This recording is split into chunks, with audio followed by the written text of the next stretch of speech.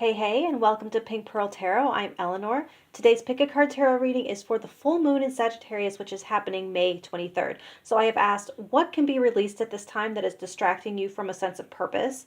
Where can you use an extra little push of energy to serve your expansion? And then what lesson can you integrate from this cycle, which goes back to when the new moon was in Sagittarius in December 2023? So stack 1, you have fetch. Stack 2 is catchy. Now I looked up, I researched as best I can as how to pronounce that, and there is some controversy, so I just had to pick the one that seemed the most authentic from what I was seeing on YouTube. Catchy and Valkyrie. Their timestamp below, and let's get to it. All right, stack 1 with fetch, which is mirror. You have temperance, 4 of swords, 5 of swords. That's such a shame what happened to that card. Okay, and then you have, I always look forward to seeing you.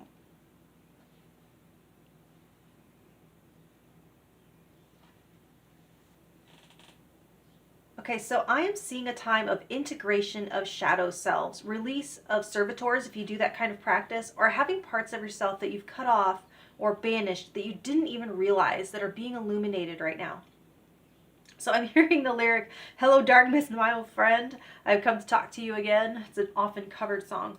But all the versions of yourself are awakening and coming together for attention, merging, release, or reassignment under this energy. All of the different versions of you that you've assigned to carry out different purposes. And it's not necessarily a negative thing. It's all of the roles that we play. We might be a parent to a child and also a child to a parent. We could be a teacher with a teacher of our own. And so we are also a student. So leaders or followers, depending on the situation.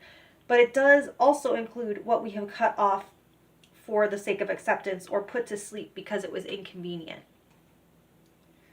Okay, so what can you release at this full moon that is getting in the way of connecting to purpose? And you have temperance. So some of you can release an aspect of identity that once served a purpose and no longer does, but it's like you're not sending it away. You're reabsorbing it in a way, kind of reintegrating. So it's gone in the sense that it's no longer a separate entity, but it's included in your self-concept now as part of the whole. And it doesn't need to be its own thing anymore.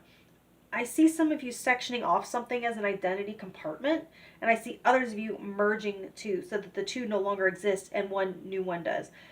And yes, this is referring to shadow selves for some of you. And so to summarize, I see 2 things, like releasing an aspect of yourself from service and reintegrating it, or also releasing an identity facet that you no longer need altogether.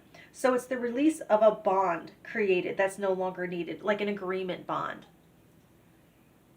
Okay, so for where you can use a little extra push of energy to serve your expansion, you have the 4 of swords here. Prioritize and be intentional about rest and breaks. Put energy into some time of solitude because this is where you connect with and work with all of those different versions of yourselves. Assess the masks that you wear and what purposes they still serve or don't.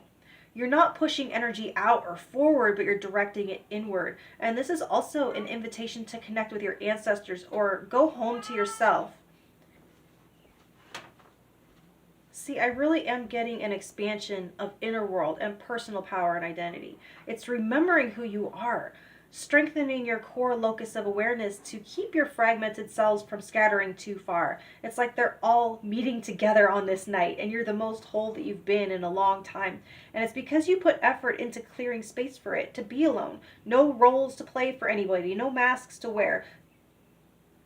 So for what lesson you can integrate from this cycle, you have the 5 of swords. I see a time of reconciliation, mostly between you and yourself, but it's possible to repair a relationship between another person if you can see where a short-term win hurt the connection in the long run. Or you could be learning from the long-term outcomes of short-term choices. And that's not necessarily bad per se. It could just be that it missed the mark in some way. Accuracy reduced by distance and time. The way tarot readings kind of get less accurate the further out into the future you try to look. So I see this as a deeply reflective time for you and reconciling with parts of yourself that you might have abused or misused or ignored or neglected or unjustly rejected. So it's like you could discover all of the ways that you've cut yourself up, cut up your character that made sense at the time has caused you some kind of harm over time. So major shadow work vibes from this whole reading. I hope that helps, Stack 1. I hope this helps you make the best use of the full moon, and I will talk to you next time. With Ketchi focus, you have the Fool, the Wheel of Fortune, the King of Swords with, hang on, gotta get them lined up, and then you have your sense of humor makes life more fun. Wow, okay. All right, let's see. Okay, so a message about distraction and misdirection here. It's kind of funny with that mythical cap, but the light of the full moon, which is for illumination, but it's concentrating into like a laser pointer and illuminating by drawing specific attention to something, a hole or a tributary or a pitfall where your energy might have been skimmed. It could also illuminate a detail that you've overlooked, an important one, but it's an element that brings joy and rejuvenation to a cycle. It's almost like over seriousness could be the pitfall. And there's also duality here, transforming back and forth. Okay, so like distraction versus true joy. Are you enjoying what you do for, quote, fun, or are you checking out? And also there's a loss of focus because it needs levity of some sort to hold your attention. And have you ever heard the phrase, like, if you keep doing that with your face, it's going to stick that way? Taking something too seriously is affecting you. I say that because this is where kind of like the 9 lives thing comes from, that a witch can only transform herself so many times before she's stuck as a cat, or at least that's what I read. So anyway, what you can let go of that's distracting you from purpose. You have the Fool. So there is a need to narrow down options here and to move from totally open, which is good to a point, but it's like your energy might not be being siphoned off in any one place, but just scattered everywhere into the ether and not focused on one journey. It's just kind of a drift. And also let go of taking yourself so seriously and allow yourself to laugh, especially at yourself. Like my knee-jerk reaction to this is that these are mutually exclusive somehow, to focus and to lighten up. But not really. It's like the openness could be a cover for not setting a serious intention, for fear of trying and failing. And so then just to let the breeze blow you wherever. So if you can take yourself less seriously, it makes it safer to say, yes, I want this, and I could make a lot of mistakes on the way getting it. I hope that makes sense, but save your new intention for the new moon. This is more like releasing a chaotic energy so you can make a great intention for the new moon when it comes around. For where you could use a little extra push of energy towards expansion, you have the Wheel of Fortune. So yes, once again, concentrate and focus your energy into the center of your being, like a super collider or a multi-dimensional loon like in Loki. A figure skater pulling their limbs in to tighten their spin. There's like a 360 energy disbursement that's needing a hub, a nucleus, a little extra energy targeted on the heart of the matter. So it's full moon. That should be the easiest right now because that target is illuminated and magnified. Now the Fool and the Wheel are both cards of chaos, and this is a call to be a centered observer of it and less a leaf in it. And also with this, focus on a constant instead of a dizzying array of changing factors. It's almost like the world intentionally trying to distract you with shiny things or fearful things to avoid. You know what reminds me of? Sarah in the labyrinth, when the goblin in the trash dump that's in her, like, what she thinks is her room, offering her all of her old pretty things as like what she could possibly be looking for, and then she suddenly remembers what her actual mission is. For what lesson you can integrate from the last 6 months, you have the King of Swords. So how to master your mind and exactly how much power your thoughts have to shape your spirit, your experience of reality. And it's not about controlling your thoughts, but choosing the ones to believe and to give power to. Which ones to entertain and to feed. Which ones are the anchor of confirmation bias that attract more evidence to support them and reinforce them. The power of the media you consume has over your mindset. And you could learn how to clear your mind and stay in your power when things get weird. This owning your mind rather than your mind owning you. So it's lessons on how to no longer be fooled by appearances. And humor falls under the King of Swords domain because it's related to language and communication. So there's a shape-shifty energy around you, and over-attachment to something creates a solemn attitude about it, and you're empowered when you can see the absurdities. So I hope that makes a lot of sense for you, Stack 2, and I hope it helps you make the best use of the full moon energy coming up, and I will talk to you next time. Thank you. All right, Stack 3 with Valkyrie and Choice. You have the Death card, the Hermit, the Three of Cups, and I hope my kid grows up to be like you. Oh my, wowie wow.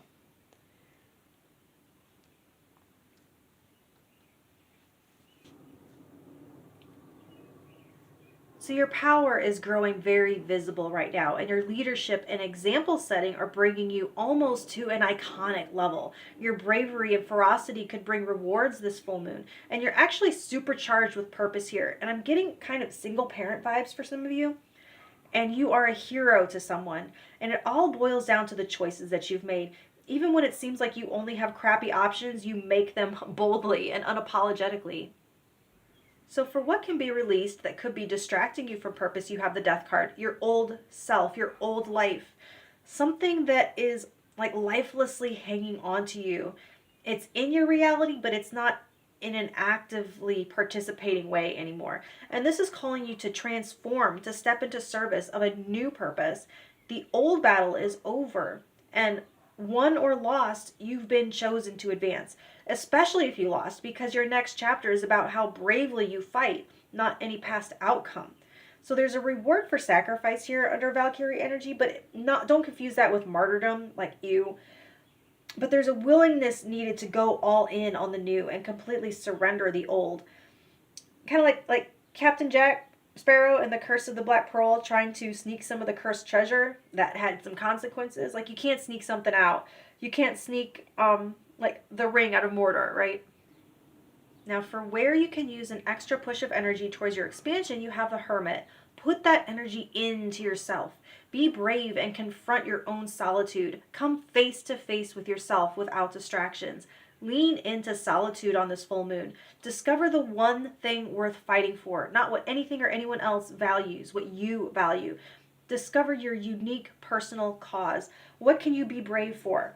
What would you run naked into the woods after? That becomes your intention for the next new moon. Your inner light is expanding right now, and it is especially bright, and it should really, everything that's inside and going on in there should be illuminated and on full display for you if you turn in and peek at it.